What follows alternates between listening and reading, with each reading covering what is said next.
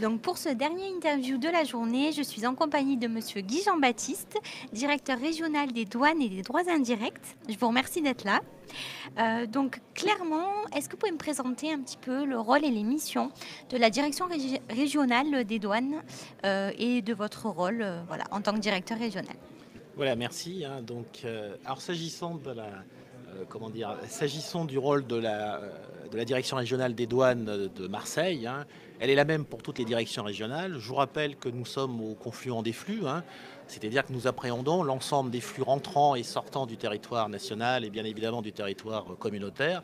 Alors soit ces flux, on peut les accélérer, les décélérer, mais aussi nous devons accompagner l'ensemble de l'évolution de ces flux. Alors ce sont des flux matériels, des flux immatériels, et bien évidemment autour de ces flux, vous avez toute une série d'opérateurs, notamment les transporteurs, que nous devons aussi être amenés à contrôler.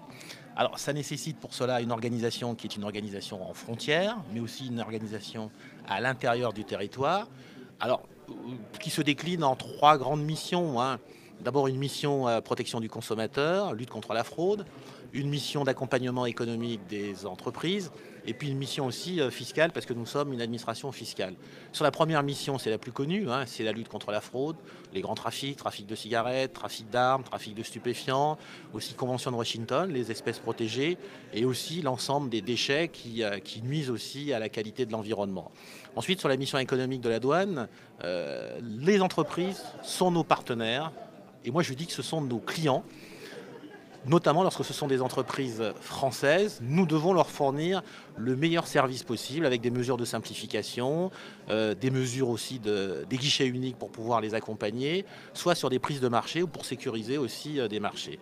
Et la troisième mission, c'est une mission fiscale qui peut être la plus emblématique, hein, puisqu'on perçoit les droits et taxes pour l'administration, pour le territoire français, qui représentent 13% des droits qui sont perçus sur l'ensemble du territoire à destination du budget communautaire et du budget de la France. Et donc plus spécifiquement, puisque c'est un des sujets du CSM, en termes de compétitivité des entreprises, comment vous soutenez les entreprises qui sont du coup vos clientes, comme vous l'avez dit? Alors, si nos entreprises sont nos clientes, nous devons leur offrir un service qui corresponde un peu à leur attente. Alors, on pourrait décliner ça un peu sur plusieurs thématiques. D'abord, en termes d'organisation. Donc, moi, j'ai une organisation qui est liée à la lutte contre la fraude et une organisation aussi qui s'appelle le poste d'accompagnement économique. C'est une structure qui est entièrement dédiée aux entreprises. Ça, c'est en termes d'organisation. Ensuite, au niveau de chaque bureau, les entreprises peuvent avoir un accès auprès d'un correspondant unique pour pouvoir évaluer l'ensemble des procédures dont ils ont la charge. Ensuite, quand on décline ça de façon beaucoup plus opérationnelle, pour accélérer la compétitivité des entreprises, on est dans un monde virtuel, on est dans un monde dématérialisé. On dématérialise au maximum l'ensemble des procédures.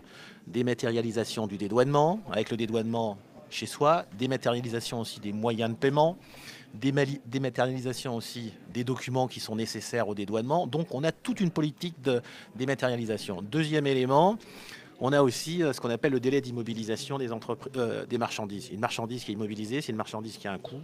Je rappelle quand même, c'est le délai d'immobilisation, c'est un peu moins de 3 minutes. C'est-à-dire que vous dédouanez un peu moins de 3 minutes. Et à partir de là aussi, on a toute une série de produits qu'on vous offre. Le produit opérateur économique agréé, c'est-à-dire c'est un peu une norme ISO pour une entreprise. La possibilité de faire l'autoliquidation de la TVA, c'est aussi quelque chose d'important. Et aussi, on a aussi cette capacité à faire une étude sur votre activité et vous proposer les meilleures solutions possibles pour pouvoir dédouaner en interne avec le minimum de formalités. Nous prenons en charge l'ensemble des formalités. Et puis troisième élément, on a aussi des points qui sont un peu importants, notamment on vous accompagne sur un certain nombre, quand vous avez des produits qui sont un peu particuliers, la démarche pour la contrefaçon, hein, on vous accompagne pour contrecarrer toutes les organisations de fraude liées à la contrefaçon. Et puis un dernier point aussi sur les droits anti-dumping, parce que vous êtes en concurrence avec des entreprises qui ne respectent pas le marché. Donc on taxe un tout petit peu ces entreprises qui font un peu de l'anti-dumping. Voilà, c'était pour résumer un peu dans le cadre de ces séminaires, c'est ce qui est le plus important à faire passer. Et donc du coup, tout à l'heure, vous parliez de fraude et de grands trafics internationaux. Est-ce que justement, c'est vraiment ça le cœur de la menace pour les entreprises qui sont en contact avec vous? Est-ce que c'est Alors, vraiment la contrefaçon? par définition, une entreprise qui fait de l'international, qui fait du commerce international, c'est une entreprise qui a besoin de générer de l'activité, c'est une entreprise qui a besoin de générer des moyens financiers, c'est une entreprise aussi qui crée de l'emploi. Ces entreprises-là, concernant la lutte contre, la lutte contre la drogue, la lutte contre les grands trafics,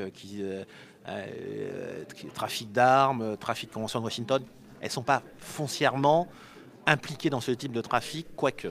Elles peuvent être impliquées à leur insu. C'est-à-dire qu'on peut utiliser leur logistique pour pouvoir faire passer des marchandises à leur insu. Bon, mais ça, c'est pas le principal. La grande difficulté pour une entreprise, c'est d'abord de pérenniser son trafic, ça c'est le premier point. Ensuite, d'avoir des clients qui sont fiables. Et le gros débat, c'est la contrefaçon. Les entreprises qui font l'objet de contrefaçon de marques, contrefaçon aussi de produits. Et là, c'est vraiment le gros fléau de ces entreprises en matière de lutte contre la fraude, en matière de fraude. Deuxième élément en matière de fraude, il faut que ces entreprises choisissent aussi une desserte, ce que j'appelle la desserte terrestre. Hein. Dédouaner, c'est bien, mais transporter aussi, ça fait partie aussi du dédouanement. Si vous n'avez pas sécurisé votre transport, ça peut être de la spoliation, du vol ou du détournement. Voilà où les entreprises sont réellement concernées. Et dernier point, c'est la sécurité juridique des paiements, puisqu'ici on est dans un séminaire cybercriminalité. Voilà, valider la sécurité des modes de paiement, paiement SWIFT, paiement en direct par Internet et bien évidemment tous les virements bancaires qui sont concernés. Et donc juste une petite dernière question pour finir. Donc on est ravis de vous accueillir pour cette Merci. édition. Qu'est-ce qui vous a intéressé en fait dans la démarche de notre événement? Est-ce que c'est les thématiques qui vous touchaient dans le cadre de vos fonctions professionnelles? Qu'est-ce qui vous a motivé à être là aujourd'hui? Alors je suis là pour deux raisons. D'abord parce que je connaissais un peu ce type de salon, parce que moi j'étais directeur à Lille, hein, donc j'avais fait partie d'une table ronde. Et je crois qu'il ne faut pas banaliser le phénomène de la sécurité, de la cybercriminalité. Et surtout que si l'informatique est un outil domestique, hein, on n'a pas, vis-à-vis de cet outil domestique, on n'a pas de moyens pour contrecarrer toutes les organisations de fraude. Je vous prends un exemple tout à l'heure qui était donné. Si vous avez un instincteur chez vous, tout le monde sait utiliser un instincteur quand ça prend feu. Mais quand ça prend feu sur votre ordinateur, vous ne pouvez pas le faire tout seul. Donc il va falloir trouver une solution, des prestataires de services. Ça, c'est le premier point. Deuxième point, vous êtes, avec un clic, vous êtes à l'autre bout du monde, avec des gens que vous ne connaissez pas, des communautés que vous ne connaissez pas. Ensuite, ça devient très technique. On vous vend des produits dont vous ne connaissez que l'utilisation de ce type de produit. Et dernier point, la sécurité, c'est affaire de tous. D'une part, ça c'est facile à dire, mais aussi le protocole qu'on vous impose en matière de sécurité, il faut le respecter. Si vous ne le respectez pas, c'est comme si vous laissez la porte de votre voiture ouverte. C'est pareil. C'est l'affaire de chacun également. Et c'est l'affaire de chacun également. Écoutez, en tout cas, on espère que vous serez partenaire du prochain événement qui aura lieu dans 2 ans. On m'a déjà fait des propositions. Je vous remercie en tout cas. Merci à vous. Merci beaucoup.